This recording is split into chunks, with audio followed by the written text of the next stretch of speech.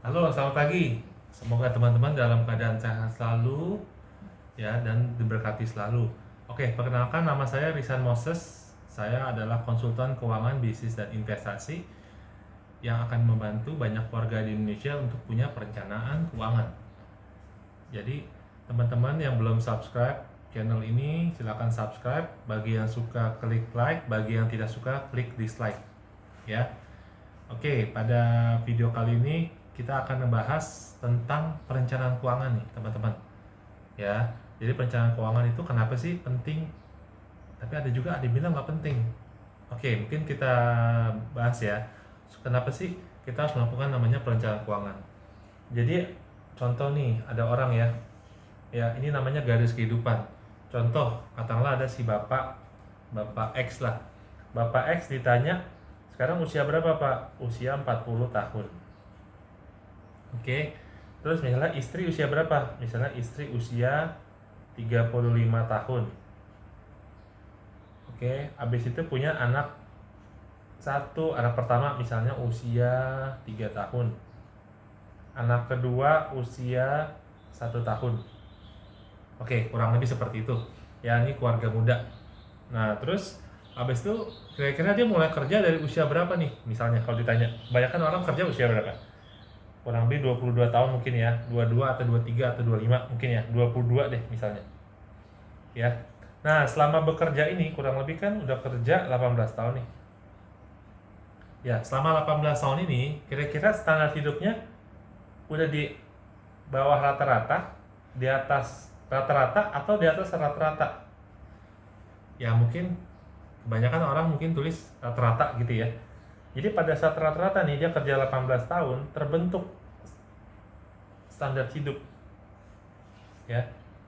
Terbentuk standar hidup.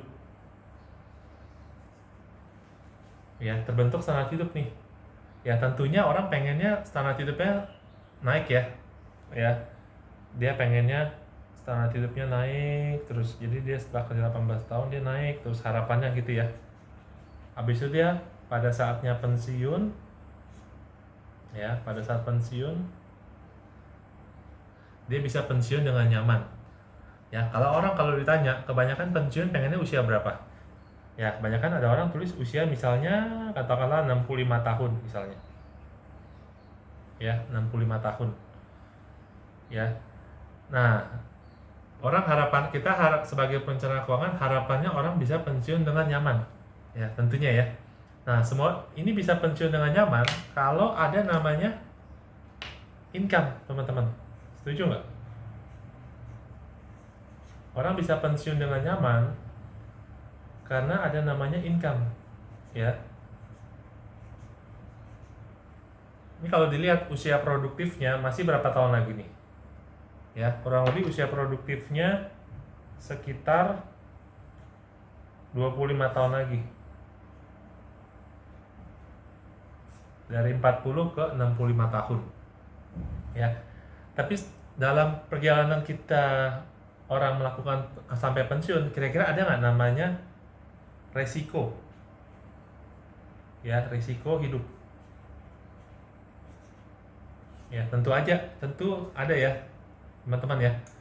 Jadi namanya risiko pasti ada. Ya, karena hidup belum tentu sesuai pesanan. Nah, risiko hidup kebanyakan orang seperti apa?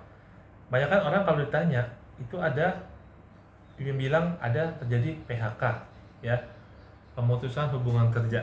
Ada kalau dia bisnis, risikonya bisa terjadi bangkrut. Ya, yang ketiga, orang kalau ditanya bisa juga terjadi risiko sakit. Nah, cuman kalau sakit yang sampai mengakibatkan butuh biaya besar apa? Sakit biasa atau sakit berat? Tentunya sakit berat ya. Ya, makanya saya tulis sakit kritis. Ya. Terus orang kalau ditanya lagi bisa juga cacat tetap, dia nggak bisa kerja gitu ya. Sama satu lagi terjadi risiko tutup usia.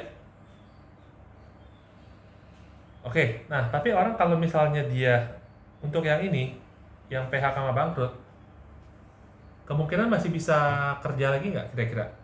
Contohnya dia punya pengalaman, habis itu dia punya kemampuan, kira-kira masih bisa nggak cari kerja lagi? Kalau saya sih yakin dengan orang yang udah biasa kerja, punya pengalaman, kemampuan, dia pasti bisa cari pekerjaan atau bisnis baru lagi. Ya, jadi saya sebutnya ini temporary, sementara aja. Ya. Tapi kalau yang ini, ya, yang ini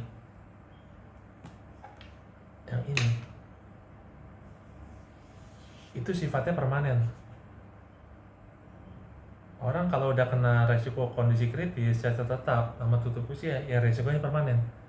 Itu dia bisa menimbulkan satu biaya lagi.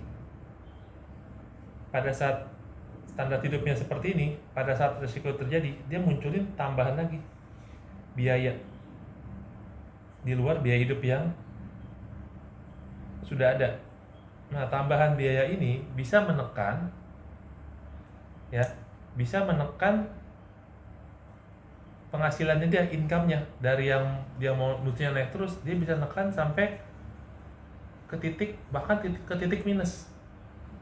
Ya, bahkan ke titik minus. Dari yang lifestyle-nya seperti ini naik, dia malah turun, bahkan bisa ke titik minus. Gitu. Jadi mungkin ada yang jual aset, ya, jual-jual pecah tabungan segala macam, pinjam segala macam. Nah, kita tentunya nggak pengen terjadi hal ini terjadi, ya, nggak pengen terjadi. Keluarga ini akan aman kalau keluarga ini punya namanya safety net.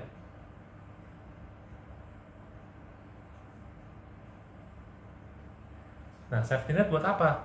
Safety net minimal pada saat resiko terjadi, minimum di garisnya sama seperti sebelum terjadi resiko hidup ini. Ya, jadi minimum sama. Minimum sama. Pada saat resiko terjadi minimum sama. Gitu. Jadi gaya hidupnya nggak turun seperti ini. Gitu. Nah, tugas saya, spesialisasi saya adalah membantu banyak keluarga di Indonesia punya namanya safety net nih, atau jaring pengaman. Ya, atau jaring pengaman. Supaya minimal gaya hidupnya minimum tetap sama seperti sebelumnya. Gitu. Nah, kalau misalnya teman-teman ada atau bapak ibu ya yang mau dibantu supaya punya namanya safety net seperti ini, ya teman-teman boleh diskusi sama saya. Nanti saya akan bantu yang terbaik, safety net yang terbaik buat teman-teman, bapak ibu, kakak, cici dan koko. Oke, sekian perencanaan keuangan dari saya. Sukses selalu buat teman-teman. Salam sehat selalu. Semangat pagi.